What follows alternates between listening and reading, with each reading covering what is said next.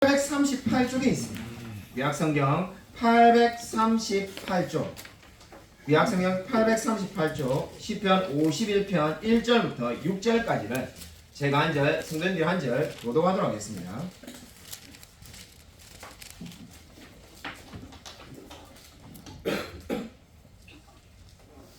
구약성경 838면입니다. 시편 51편 1절부터 6절까지 제가 한 절, 성도님들이 한 절 교독하겠습니다. 하나님이여 주의 인자를 따라 내게 은혜를 베푸시며 주의 많은 긍휼을 따라 내 죄악을 지워주소서. 나의 죄악을 맑게 씻으시며 나의 죄를 깨끗이 제하소서. 물은 나는 내 죄가를 아오니 내 죄가 항상 내 앞에 있나이다. 내가 주께만 범죄하여 주의 목전에 악을 행하였사오니 주께서 말씀하실 때 의로우시다 하고 주께서 심판하실 때 순전하시다 하리이다. 내가 죄악 중에서 출생하였으며 어머니가 죄 중에서 나를 잉태하였나이다.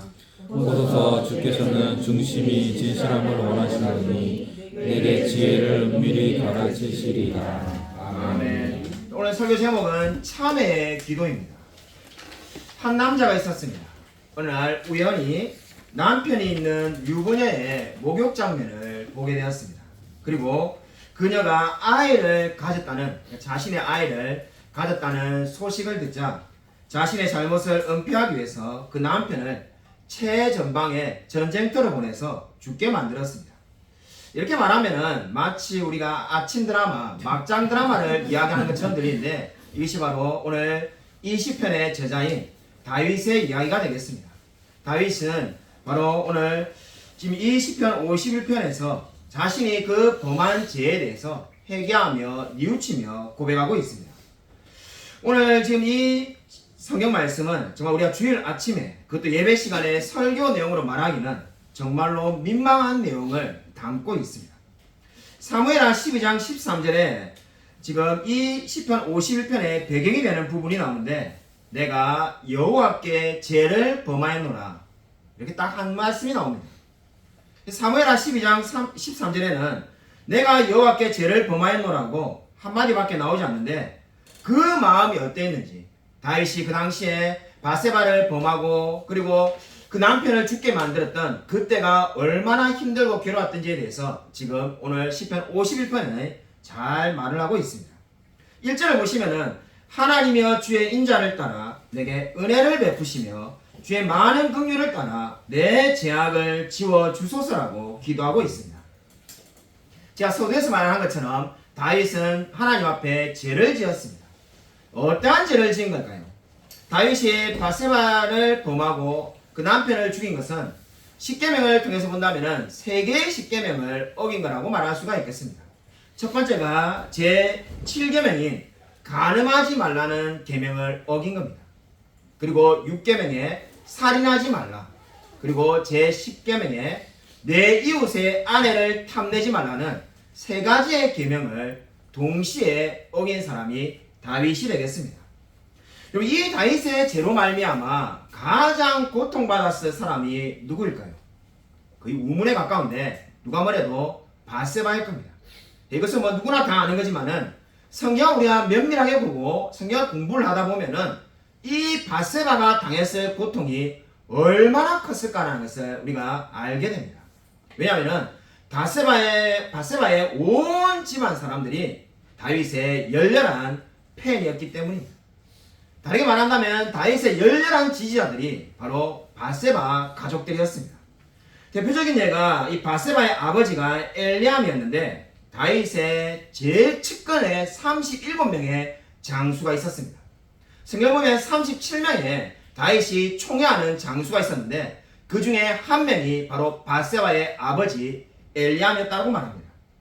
그리고 바세바의 할아버지가 아이도벨인데 이 아이도벨은 다윗의 모사였습니다. 사무엘하 11장 3절을 보면은 아이도벨이 다윗에게 모사로서 역할을 합니다. 모사가 뭘 하는 사람입니까?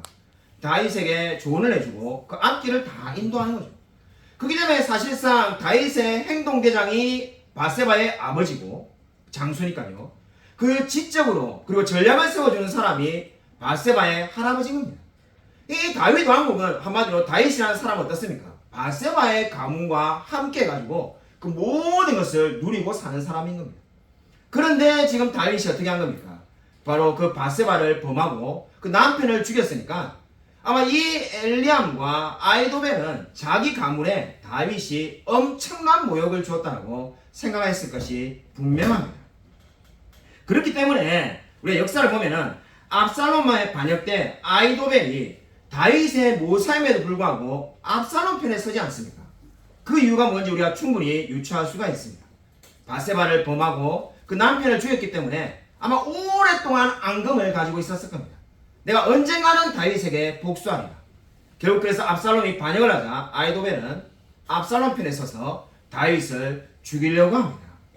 여러분, 바로 그런 모든 관계가 틀어지게 된 사건, 정말 가장 측근에 가까웠던 사람들이 원수가 되게 만들었던 사건이 바로 다윗이 바세바를 범한 사건이 되겠습니다. 거기에 대해서 지금 회개하는 모습을 오늘 시편 51편은 이렇게 고백을 하고 있습니다. 하나님이여 주의 이름으로 나를 구원하시고 주의 힘으로 나를 변호하소서. 아마 우리가 세상에 교회를 다니지 않는 그냥 일반 우리 사람들에게 이 성경 읽으면은 이 지금 그리고 제가 설교의 소도의 배경을 이야기했던 것을 다 이야기하면은 어떻게 이렇게 뻔뻔스럽게 이야기하는가 아마 이렇게 말을 하는지도 모릅니다. 왜냐하면은 제일 첫 마디가 뭐가 나와야 되겠습니까? 내가 바세바에게 너무나 미안하고 죽을 죄를 지었고 뭐 이렇게 이야기가 나와도 지금 시원찮을 판국인데 내가 어떻게 말을 하고 있습니까? 주의 이름으로 나를 하나님을 구원하시고 주의 힘으로 나를 변호하소서라고 그렇게 말합니다. 이 말이 무슨 말처럼 들립니까? 마치 큰 죄를 지은 이 다윗이 자기의 죄를 없는 것처럼 해달라는 말로 들리지 않습니까? 이 세상에 이렇게 뻔뻔한 인간입니까? 한 가문을 풍지박산 내놓고는 기껏 한다는 말이 나는 죄 없는 사람처럼 되게 해줘서 이렇게 말하는 것처럼 들리기 때문에 굉장히 그죠 아마 읽는 사람으로 하여금 불편한 마음을 가지게 하는지도 모릅니다. 믿지 않는 사람의 관점이 그러하고 아마 저와 여러분 같이 신앙생활 하는 분들은 그리고 성경을 많이 읽은 분들은 아마 이 다윗의 죄를 볼 때 저절로 떠오르는 한 사람이 있을 겁니다. 누구입니까? 사울입니다. 사울은 어땠습니까? 왜 사울이 하나님께 버림을 받았습니까? 소나 양을 다 진멸하라고 했는데 아깝다고 소나 양을 다 끌고 오니까는 어떻게 했습니까? 하나님이 하나님의 명령에 순종하지 않는다고 사울을 버렸습니다. 아니 소나 양을 죽이지 않았다는 것이 엄청난 큰 죄라고 하나님이 사울을 버렸는데 다윗은 그럼 어떻게 되겠습니까? 이 여자를 범하고 남편을 죽이고 한 가문을 모욕을 줬는데 이 다윗은 정말 벼락이 내려가지고 그 자리에서 즉사해야 되지 않겠습니까? 근데 하나님이 다윗은 용서해 주었습니다. 도대체 하나님은 무슨 기준이 있는가? 어떤 생각해 보면은 그죠 아마 우리가 신앙생활 초창기나 그죠 아니 예수를 안 믿는 분은 그냥 하나님은 엿장수 마음대로 자기 마음대로 같다. 무슨 기준이 있는가? 아니 이거 진짜 다윗은 죽어 마땅한데 10번은 죽어 마땅할 것 같은데 그죠 그렇게 해야 될 것 같은데 왜 그런가? 그 이유가 어디에 있습니까? 다윗은 자신이 용서받아야 될 존재임을 알았습니다. 다윗과 사울의 결정적인 차이가 어디에 있습니까? 다윗은 내가 죄를 지었고 용서가 필요한 존재라는 것을 믿었습니다. 그렇기 때문에 지금 다윗은 어떻게 말합니까? 주님의 이름으로 나를 구원해 달라는 겁니다. 저와 여러분이 보기에 너무나 평범해 보이는 이 고백은 위대한 고백입니다. 주님, 내가 주님 앞에 죄를 지었기 때문에 저는 용서가 필요한 사람이기 때문에 주님 나를 구원하여 달라고 지금 다윗은 그렇게 기도하며 나아가고 있습니다. 그렇기 때문에 3절에 다윗은 어떻게 말합니까? 다윗은 3절에서 이렇게 말을 하고 있습니다.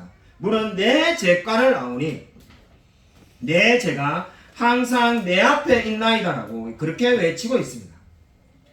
이 내 죄가를 아오니 내 죄가 항상 내 앞에 있다는 말이 무엇을 의미하겠습니까? 마치 이 신약에 나오는 바리새인이 자신의 의를 내세우지만은 용서받아야 될 필요를 전혀 느끼지 못한 것 같은 마찬가지고 그런데 세리는 어땠습니까? 자신이 용서받아야 될 존재임을 아는 것처럼 이 다윗도 용서받아야 될 존재라는 것을 깨닫게 되었습니다. 이 자신의 모습을 살펴보니 자신은 언제나 죄를 지을 수밖에 없는 사람임을 이해하고 있습니다. 이러한 자각이 어떻습니까? 하나님을 만난 사람만이 가능한 겁니다. 하나님을 믿지 않는 사람에게는 이런 지각이 없습니다. 자, 오늘 지금 이 설교를 하다 보니까 이 성경 구절이 제가 이게 읽은 거하고 이 다른 구절이 자꾸 나와서 이 성경이 이상하다 이 생각인데, 자, 설교하면서 이 성경책이 넘어가가지고 지금 51편 1절에 주의 많은 긍휼을 따라 내 죄악을 지워주소서 이렇게 지금 다윗이 고백했는데, 54편으로 넘어가가지고 제가 54편에 하나님이여 주의 이름으로 나를 구원하시고 주의 이름으로 나를 변호하소서를 읽었습니다. 자, 읽으면서 제가 설교를 준비했는데 왜 이 말씀이 났을까? 지금 제가 설교하면서 계속 그런 생각했는데, 이 저도 모르게 지금 종이에 이렇게 설교하면서 막 힘있게 이렇게 손을 치면서 이렇게 하니까는 이 성시에 넘어가가지고 제가 보는 대로 1절 읽으니까 이상하다 이런 생각을 제가 참 많이 했는데, 지금 보니까는 이 성시에 넘어가서 그렇습니다.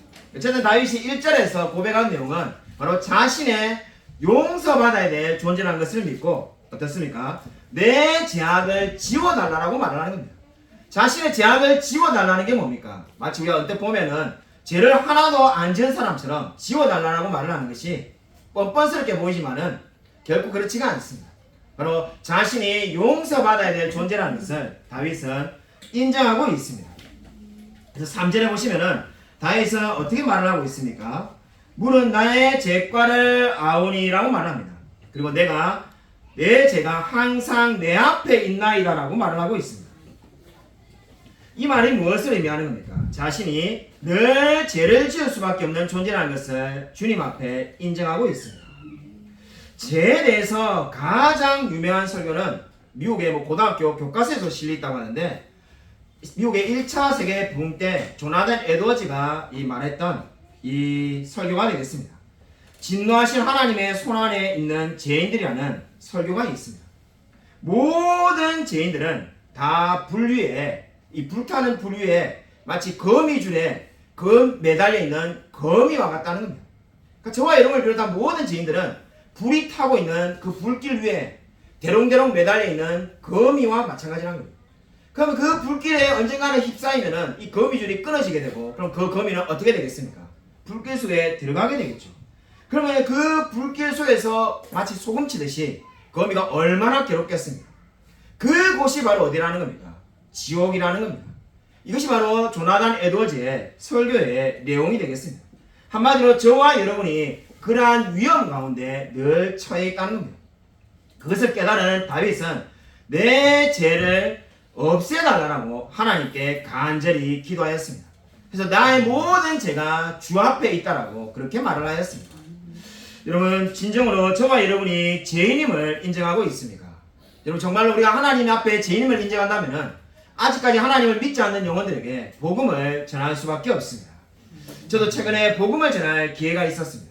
최근에 몇 주 전에 우리 아침에 이제 새벽기도 마치고 집에 가서 출근하려고 하다 보니까 창문을 환기를 시켰는데, 보니까는 이 옆집 제가 305에 살고 307호가 있는데, 307호분과 우리가 한 6년 동안 같은 이 아파트에서 오랫동안 살아가지고 보면 인사하고 이야기도 좀 하고 휴가 갔다 왔냐면서 밖에서 만나면 어디 갔다 왔냐 막 이렇게 이야기하는 그 정도 이렇게 그런 사이입니다. 보니까는 그 집에 이사를 가는 것 같아요. 이게 우리 3층에 이렇게 딱 사다리차가 있는 게, 그래서 내가 이거 출근하기 전에 마지막으로 인사를 해야 되겠다 해가지고 문을 열고 인사하려고 나가니까는 307호가 아니라 308호가 이사를 가더라고요. 그래서 아마 이사 안 가구나 이래가지고 이제 끝났는데, 저녁에 이제 퇴근하고 집에 가니까는 쓰레기를 버리고 나갔다가, 이 음식 쓰레기를 버리고 나갔다가 그분을 이게 담배 피러 나온 그분을 만나게 됐습니다. 제가 그 이야기를 그대로 드렸죠. 선생님 아침에 이사 가는 줄 알고 제가 딱 찾아가가지고 마지막으로 인사하려고 했다 이렇게 말하니까 그분이 감동을 받는지, 아이고 선생님 너무 감사합니다. 만약에 이사를 가는 날이 생기면은 제가 먼저 찾아가서 인사드리겠습니다 이렇게 말씀하신 거예요. 그러면서 제게 묻는 것이, 선생님 혹시 회를 좋아하십니까? 이러길래 아이고 없어서 못 먹죠 이래 말하니까 자기가 낚시를 잘하는데 자기는 막 이렇게 회를 막 이렇게 물고기 여러 가지 잡아가지고 집에 냉동실에 늘 이렇게 막 재놓는다는 거예요. 근데 지금은 이제 없는데 조만간에 또 낚시하러 가면은 자기가 한상 대접할 테니까 자기 집에 모실 테니까 오십시오 이러는 거예요. 제가 딱 듣자마자 전도의 기회가 왔다 이런 생각이 해가지고 집에 가서 기분이 좋아가지고 막 이야기를 했어요. 이야기를 하니까는 듣고 있던 우리 집 애들이 고개 가뜩하게 하는 거예요. 그래서 왜 그러냐니까, 그건 아닌데 옆집 사람 전도하는 거 아닌데 뭐 이런 거. 그래서 왜 옆집 사람 전도하면 안 되냐 이러니까는 옆집 사람 전도하면은 일거수일투족을 다 알기 때문에 부담스러울 건데 이래 말하는. 그래서 이게 애인지 이게 어른인지 야 이게 뭐 인내가 다 있나 이렇게 이제 이야기를 했습니다. 그래서 뭐 그냥 그렇게 넘어갔는데 한 며칠 지나고 난 다음에 또 이제 제가 그 이야기를 꺼냈죠.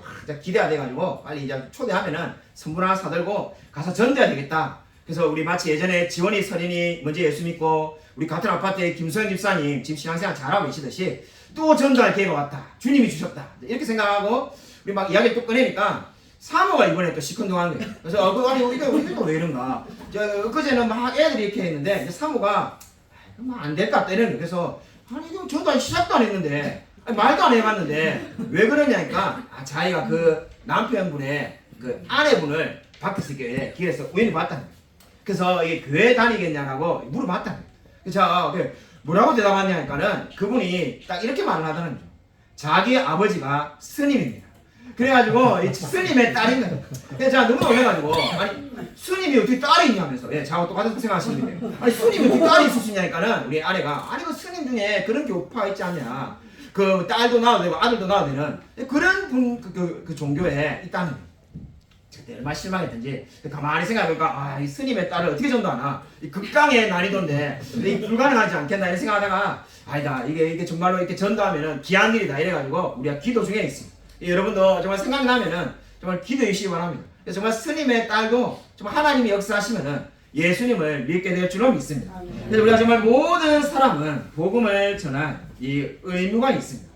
오늘 성경 말씀 보시면은 다윗이 이 죄를 왜 용서해달라고 말을 했을까요? 4절 말씀을 우리 다시 한번 읽겠습니다. 우리 4절 말씀 다시 한번 읽겠습니다. 네, 시작. 내가 주께만 범죄하여 주의 목전에 악을 행하였사오니 주께서 말씀하실 때 의로우시다 하고 주께서 심판하실 때 순전하시다 하리이다. 그래서 이 4절 말씀 보시면은 이 4절 후반절에 그 이유가 나와 있습니다. 주께서 말씀하실 때 의로우시다라고 하고 판단하실 때 순전하시다 하리이다 이렇게 말합니다.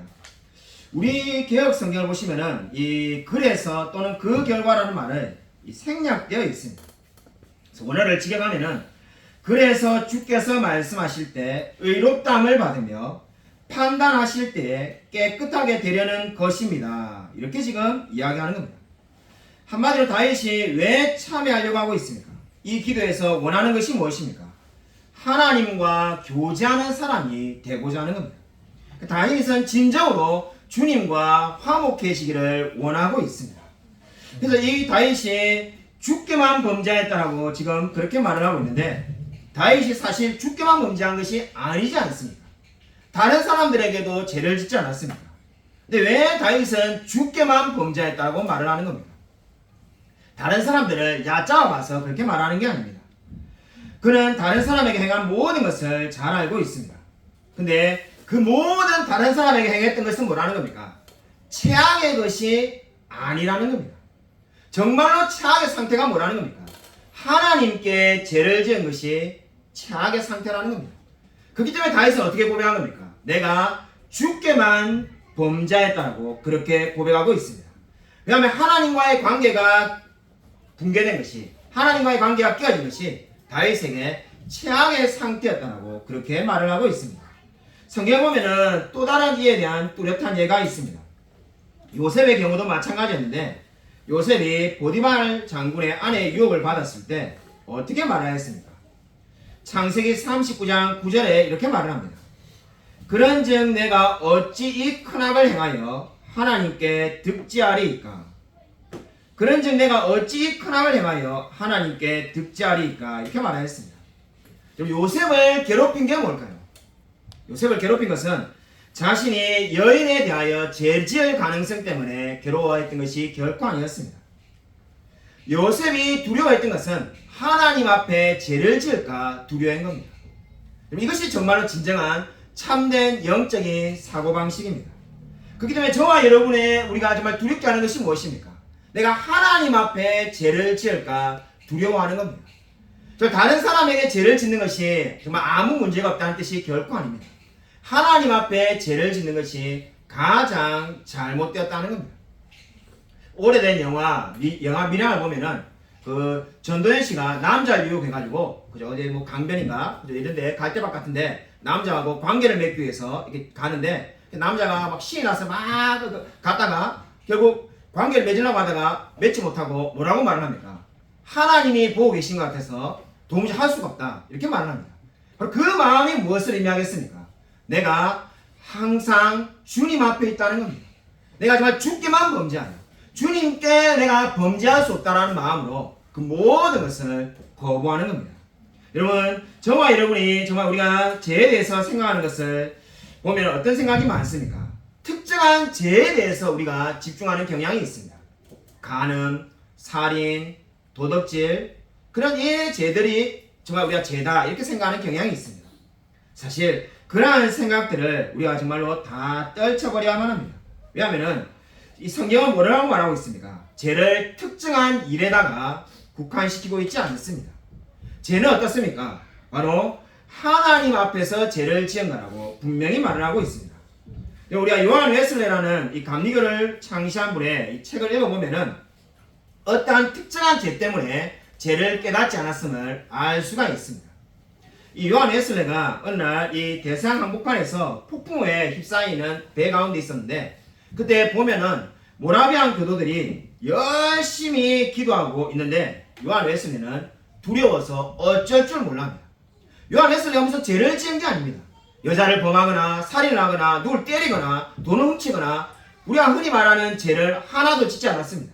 근데 이 자신이 이 하나님 앞에 죄를 지었다라고 웨슬레가 회개하기 시작합니다.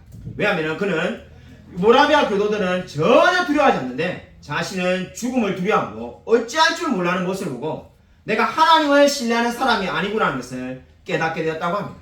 그래서 자신의 모든 죄를 회개하기 시작합니다. 그러므로 죄는 무엇입니까? 죄는 특정한 죄가 죄의 전부가 아닙니다. 내가 정말 하나님을 온전히 신뢰하지 못하는 것, 내가 정말 주님만을 의지하지 못하는 것, 그것이 바로 죄의 출발이라고 성경은 말씀하고 있습니다. 바로 웨슬레가 왜 회개하였습니까? 특정한 죄를 범했기 때문에 회개한 것이 아니라 내가 하나님에 대해서 올바른 인식을 가지지 못하고 있음을 깨달을 때 회개하기 시작하였습니다. 내가 정말 하나님께 대한 바른 생각을 가지 못한 것, 그것 자체가 이미 죄라는 겁니다. 하나님이 이 세상 모든 만물을 주관하시는데 나는 왜 여기서 두려워 떨고 있는가? 내가 주님 앞에 죄를 지었구나라고 말을 하였습니다. 여러분, 다윗도 마찬가지입니다. 내가 정말 주께만 범죄했다는 것은 내가 정말 하나님께서 모든 것을 주관하시고 하나님께서 구원자이신데 그 하나님을 온전히 신뢰하지 못하였다라고 죄를 고백하고 있는 겁니다. 여러분, 진정으로 주님 앞에 나아가십시오. 정말 우리의 올바른 모든 생각들이, 우리의 모든 사고방식들이 하나님께 고정되기를 원합니다. 정말 진정으로 저와 여러분의 모든 생각들이 정말 하나님께 집중되어 있지 않다면 정말 하나님께 고정될 수 있도록 기도하시길 바랍니다. 제 지인 목사님이 이번 주에 전화가 와서는 이야기를 해준 것이 있습니다.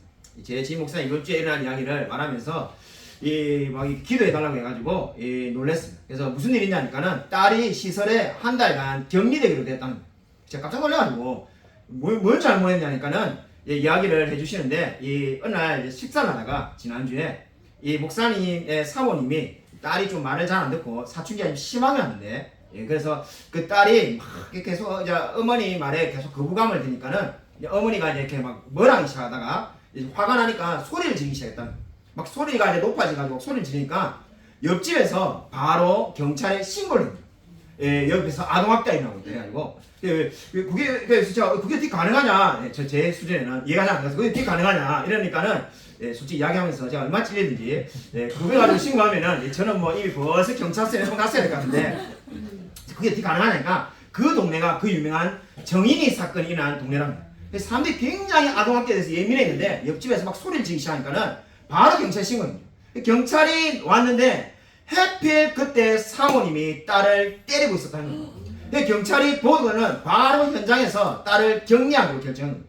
딸에게 이제 마지막 최종적으로 엄마랑 떨어지길 원하니까 당연히 딸은 맞아가지고 아픈데 어느 딸이 저는 죽어도 그저 무슨 마치 뭐 그저 이 로처럼 그 루키처럼 뭐 어머니면 따라가겠습니다. 그렇게 말하는 사람이 누가 있겠습니까? 그죠? 예, 시어머니의 어머니가 나의 어머니가 되고 뭐 이렇게 말하는 애가 어디 있겠어요. 그래서 저 엄마 보기 싫어요. 엄마랑 같이 있기 싫다 이러니까 바로 경찰이 격리시킵니다. 그래서 이 판정을 받았는데 그나마 이 처음이라서 이 서초동 법원에는 안 갔고 재범이 되면은 법원에까지 출두해야 되는데 결과가 내린 것이 한 달간 딸을 만날 수 없도록 결정이 났다고 합니다.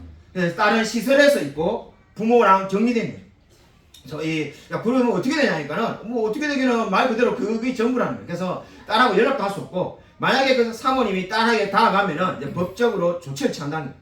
그래서 자기가 이제 그렇게 됐다. 그래서 어떻게 그렇게 될 수 있냐니까는 정말 그런 일이 있다면서 기도해달라고 이러는 거예요.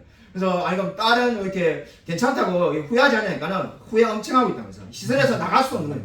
그럼 딸이 막 나가다가 어디 이제 잊어버리면은 책임을 져야 되잖아요. 그러니까 만약에 그 감옥인 거죠. 그 건물 안에 그대로 갇혀있고 휴대폰 쓰는 시간도 다 제한해가지고 이게 다 해가지고 사실상 감옥이에요. 그래서 그렇게 됐다. 제가 그 이야기를 듣고 얼마나 찌겠는지 제가 정말 이 설교 마치면 집에 가면 우리 옆집 사람들 떡이라도 돌려야 될 것 같은데 감사합니다. 예, 그동안 정말 참아주셔서 감사합니다. 예, 우리 옆집 사람들이 정말 착한 사람들이구나. 예, 저는 진짜 감옥에 벌써 갔어야 될 것 같은데 제가 그래서 이게 나 이게 정말 그 미국에 사는 사람들이 그런 이야기 하는 걸 제가 가끔 들었는데 이 한국이 이미 미국처럼 됐구나. 그래서 내가 정말 시대가 바뀐 거를 모르고 살았구나 이런 생각이 들었습니다.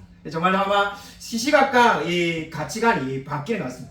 우리 어릴 때만 하더라도 저 선생님한테 뭐 꽃갱이로 맞은 기억도 나고, 예, 그죠? 이 슬리퍼로 빵 맞은 기억도 나고, 뭐 이 베리베리 것이 다 있는데 우리 아버지에게 뭐 맞은 것은 뭐 어마어마하게 많이 맞아서 연탄 집게로 맞은 것도 기억나고, 예, 근데 이 시대가 완전히 바뀌었어요. 그래서 이제는 정말로 저희 공손하게 좀 따라 이렇게 해주면 안 되겠니? 자, 이걸 좀 연습을 해야 되지 않겠나? 따라 오늘 좀 이렇게 참고 나아가면 안 되겠니? 이런 거 해야 될 것 같다 이렇게 말하니까 우리 그 목사님이 막 웃었다고 막 빵 튀셨는데 그래서 참으로 정말 그 이번 주에 놀라운 이야기를 들었습니다.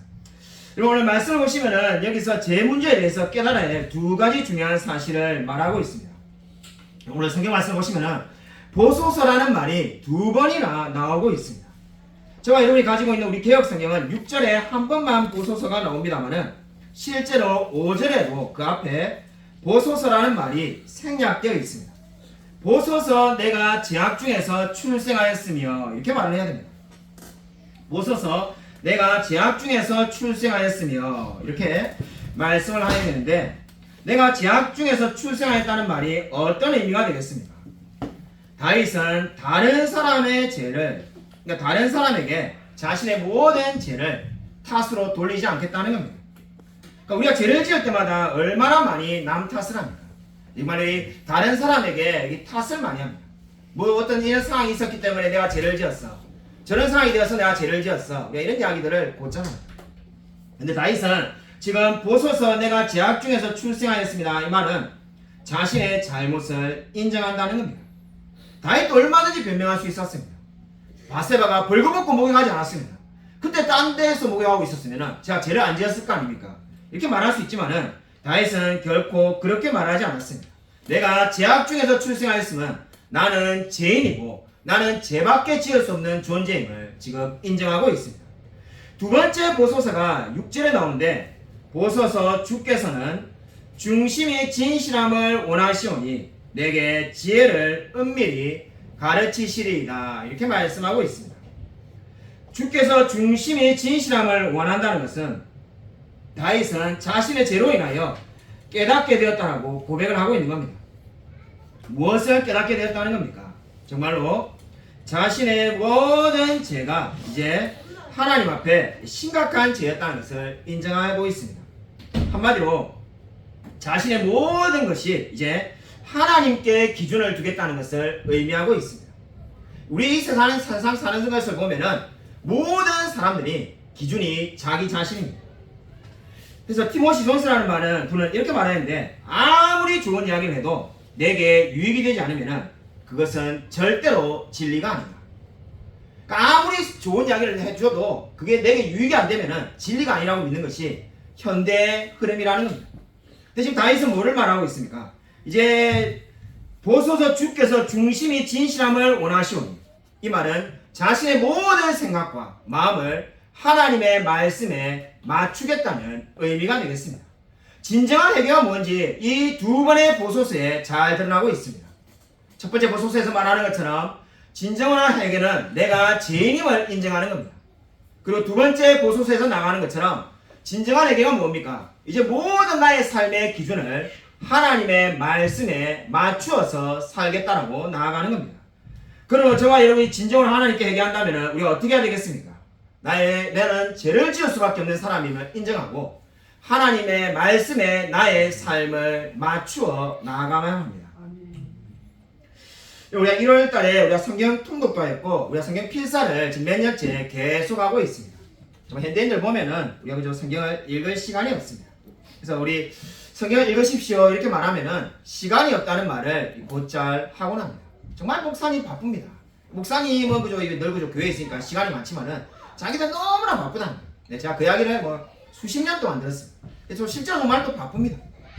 성경 읽다 보면 읽을 시간이 없고 정말 그 직장 다니고 8시간, 10시간 일하고 집에 오면은 밥 먹어야 되고 애도 돌봐야 되고 그죠? 또 뭐 자기 취미 생활도 있고 다 하고 나면은 그죠? 이 남는 시간에 성경 읽을 시간이 없습니다. 예, 제가 근데 로이 존스 목사님의 책을 최근에 다시 조금 읽기 시작했는데 읽다가 정말 놀라운 부분을 보게 되었습니다. 그게 이제 100년 전인데 그때도 로이 존스 목사님이 설교 때 뭐라고 말하냐면은 여러분이 성경 읽을 시간이 없다라고 말하지 않냐 이런 말하는 거예요. 100년 전이나 지금은 똑같구나. 그래서 여러분 성경 읽을 시간이 없다고 늘 말하는데 로이 존스 목사님이 이렇게 도전을 합니다. 그 당시에 100년 전입니다.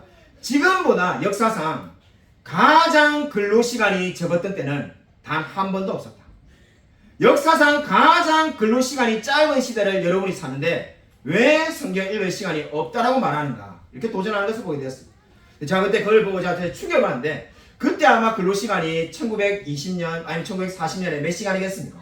일주일에 80시간, 90시간, 100시간. 근데 지금은 그저 일주일에 69시간 이상 일하면 안 되고 보통 대부분 다 40시간, 50시간 일합니다. 근데 우리는 늘 성경 읽을 시간이 없다고 말합니다. 제가 그래서 도전을 받은 게 이게 결국 성경 읽을 시간이 없다는 말은 정말로 읽을 시간이 없는 것이 아니라 핑계에 불과하구나라는 것을 알게 되었습니다. 저와 여러분 우리가 왜 성경 읽을 시간이 없을까요? 성경을 최우선에 두지 않기 때문입니다. 내가 무슨 일이 있어도 오늘 성경을 읽고 자겠다. 내가 어떤 일이 있어도 하나님 말씀을 읽어야 되겠다. 이렇게 다짐하지 않는다면 그냥 올 한 해 또 성경 일동은 물 건너가고 그냥 세월을 보내게 될 겁니다. 성경 필사 할 시간이 없을 겁니다. 앞에 몇 장 끌적이다가 보면은 이미 레위기 제출해나고 그 다음에 또 뭐죠 소선에서 끝나고 그러다 보면은 한 번도 필사를 못 할 겁니다. 결국 로이 존스 목사님이 말한 것처럼 우리가 정말 역사상 가장 짧은 로이 존스 목사님 시대보다도 훨씬 더 역사상 가장 짧은 근로시간을 가지고 있는 시대를 살고 있습니다. 저와 여러분이 정말 올해 마음을 먹으면은 얼마든지 성경 일동할 수도 있고 성경 필사도 다 할 수가 있습니다. 정말 여러분 올해 하나님의 말씀을 마음껏 누리고 마음껏 읽고 정말 노력하는 그런 한 해가 되기를 축원드립니다. 여러분 아마 아멘 하셨으니까 여러분 아멘 하신 대로 지킬 수 좀 있습니다. 여러분 2006년 10월 2일의 이야기입니다. 여러분도 너무나 잘 아는 미국에 보면은 아미시 공동체라는 데가 있습니다. 지금도 그런지 모르겠지만 적어도 2006년까지는 세탁기를 사용하지도 않고 그리고 마차를 타고 다니던 그 아미시 공동체에 찰스 로버츠라는 사람이 총을 들고 난입한 사건이 있습니다. 아마 여러분도 기억을 하실 겁니다. 그래서 여자아이 5명을 죽인 사건이 있었습니다. 지금으로부터 무려 18년 전 사건인데 그때 이 사람이 찰스 로버츠가 그 사건을 일으킨 이유는 20분 만에 자기 딸이 태어난 지 20분 만에 죽자 그 분노를 불특정 다수에게 다 분풀이를 한 겁니다. 하루가 지나지 않아서 이 자살한 살인범과 그 가족들에 대해서 아미시 공동체가 용서를 해줬습니다. 전 미국이 다 난리가 난 거죠. 어떻게 그것이 가능한가? 아니 이게 분명히 자기의 아이들 죽였는데 하루가 지나지 않아서 정말 나중에 한 5년 10년 지나서 용서를 했으면은 정말 우리가 이해할 수 있지만은 단 하루 지나지 않아서 이미 그냥 용서해버린 겁니다. 마치 뭐 남의 애가 죽은 것도 아닌데 자기 애가 죽었는데 그렇게 다 용서를 했는데 그 사건에 대해서 이 놀라운 일이 있었습니다. 살해당한 5명 중에 가장 먼저 총에 맞은 이 두 아이는 인질로 잡힌 여학생 중에 제일 나이가 많은 이 소녀들이었습니다. 이 살인범 로버츠가 10시 55분경에 911에 전화를 걸어서 아이들을 죽이겠다라고 협박을 했다고 합니다. 그러자 그 여자아이들이 돌아서서 나를 먼저 쏘아달라고 13살의 아이가 먼저 말을 했다고 합니다. 이 메리언이라는 이 아이가 가장 먼저 자기를 쏘아달라고 말해서 가장 먼저 희생한 거죠. 이 사실이 알려지니까 사람들이 다 감동을 받았다고 합니다. 고작 13살의 소녀가 어떻게 그 지금 수많은 아이들이 죽이겠다고, 나의 딸이 20분 만에 죽었으니까 너희도 죽어야 되라고 소리치는 그 살인범 앞에서 나를 먼저 쏘아달라고 말을 할 수가 있을까요? 수많은 사람들이 다 감동을 받고 도전을 받았습니다. 그뿐만 아니라 그 아미시 공동체 사람들이 바로 그 살인범과 그 가족들을 다 용서해 주었습니다. 어떻게 그것이 가능하겠습니까? 그것은 바로 하나님께서 자신의 모든 죄를 용서해 주셨기 때문에 그들도 다른 사람의 죄를 용서할 수가 있었습니다. 오늘 성경 말씀 보시면은 죄를 지은 다윗이 얼마나 처절하게 주님 앞에서 죄를 잡아가는지를 보여주고 있습니다.